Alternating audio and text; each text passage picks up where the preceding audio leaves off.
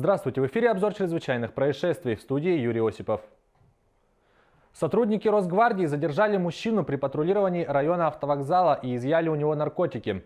Поздно вечером в Якутске росгвардейцы разыскивали подозреваемого в совершении грабежа по улице Октябрьская. Экипаж группы задержания остановил схожего по приметам молодого человека, который оказался непричастен к совершению преступления. Однако внимание росгвардейцев привлекло странное поведение задержанного, похожее на состояние наркотического опьянения. Запах алкоголя отсутствовал, но парень был возбужден, зрачки глаз расширены, на вопросы внятно ответить не смог. К месту происшествия были вызваны сотрудники отдела по борьбе с незаконным оборотом наркотиков столичной полиции. Оперуполномоченными у задержанного 25-летнего жителя Якутска, ранее уже судимого за совершение наркопреступления, обнаружен и изъят бумажный сверток. Позже экспертиза установила, что находившееся в нем вещество – наркотическое средство «Спайс» весом полграмма. В отношении задержанного возбуждено уголовное дело. Спасатели извлекли две грузовые автоцистерны с дизельным топливом, провалившиеся под лед на 366-м километре автозимника федеральной автодороги Колыма. В результате происшествия в реку вылилось дизельное топливо, а также создана помеха дорожному движению по ледовому автозимнику. Один из бензовозов был гружен дистопливом свыше 26 тонн, второй свыше 25. Напомню, что 10 января на переправе через реку Алдан провалились два бензовоза. Инцидент произошел в 16 километрах от села Мегино-Алдан. Под лед провалились автомобили марок Скания и Ивеко. Погибших и пострадавших нет. Они перевозили дистопливо на нефтебазу в поселок Хандыга. Предположительной причиной случившегося стало превышение тоннажа грузоперевозок на данном участке.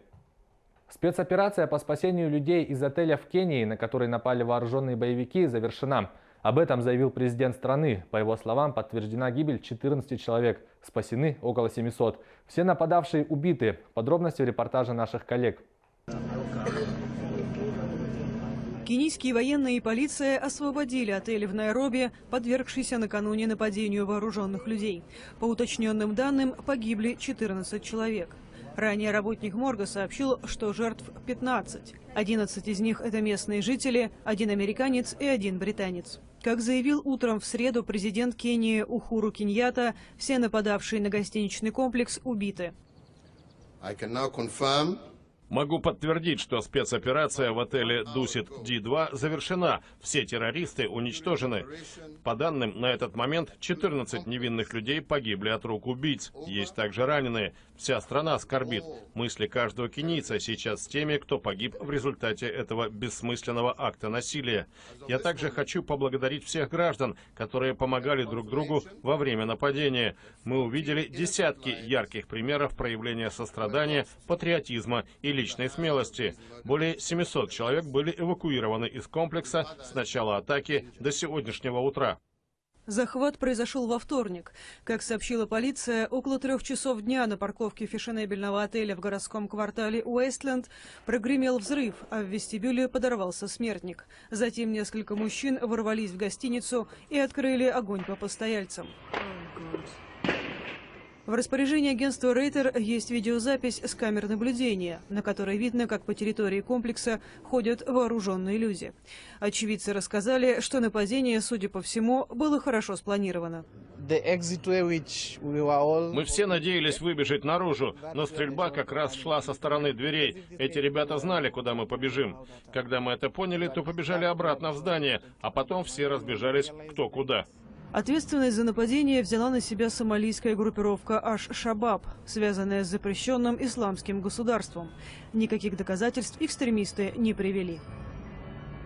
Указ об упрощенном порядке приобретения стрелкового оружия подписал новый президент Бразилии. Он считает, что каждый законопослушный гражданин имеет право на самооборону. Проблема актуальна в стране с самым высоким уровнем смертности от огнестрельных ранений. Преступные группировки не испытывают недостатков в стволах. Активисты же кампании за разоружение критикуют решение главы государства. Продолжат наши коллеги, рассказывает Сергей Берец. В Бразилии действует закон 2003 года, запрещающий продажу оружия частным лицам. В то же время, по официальным данным, 330 тысяч человек имеют законное право на владение пистолетами, револьверами и винтовками. По статистике, в 2017 году в Бразилии совершено рекордное число убийств – 64 тысячи, 43 тысячи с применением огнестрельного оружия. Многие законопослушные граждане чувствуют себя незащищенными.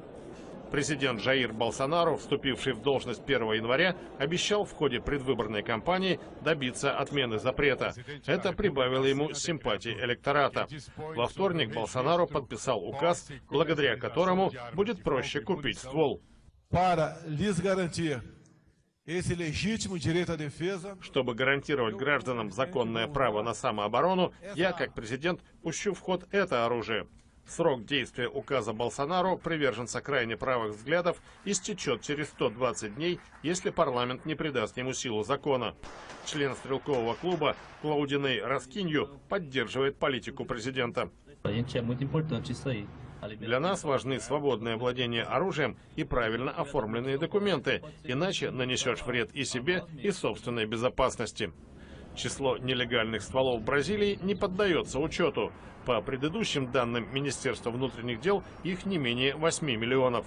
Легализация оружия – ошибочный шаг, считает правозащитник Рубем Сесар Фернандеш. Применение оружия в головах людей, одержимых этой мыслью. Рост его количества в обществе – нездоровое явление. Это приведет к всплеску насилия. Только Богу известно, что сулит будущее. Преступные группировки, которые терроризируют Рио-де-Жанейро и другие города страны, не сталкиваются с дефицитом. Они особенно ценят продукцию фирмы Glock. Гангстерам нравятся также полуавтоматические винтовки.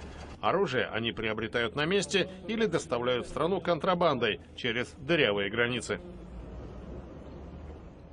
Это была рубрика «Чрезвычайные происшествия». Берегите себя.